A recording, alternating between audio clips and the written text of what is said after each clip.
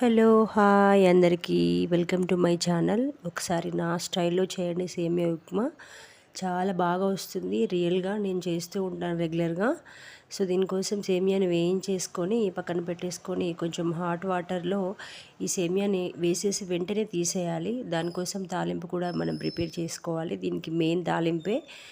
అందులో చక్కగా అన్నీ ఫ్రై అవ్వాలి.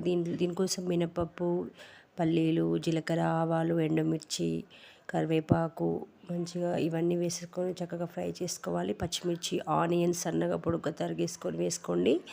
చాలా బాగుంటుంది. ఆనియన్స్ కొంచెం ఎక్కువగా వేసుకున్న టేస్ట్ బాగా వస్తుంది. దీంట్లో పోపులో కొంచెం సాల్ట్ వేసామంటే కొంచెం అంతా పడుతుంది కాబట్టి నేను వేస్తున్నాను.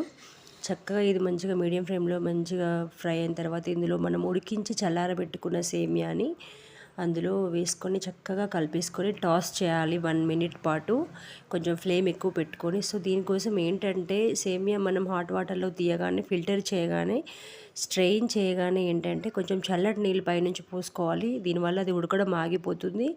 చాలా పొడి పొడిగా వస్తుంది. మనకు బిర్యానీ తిన్న ఫ్లేవర్ అనిపిస్తుందండి రియల్గా. మా పిల్లలైతే చాలా ఇష్టంగా తింటారు. Thank you. నా ఛానల్ నచ్చినట్లయితే ఫాలో అయిపోండి.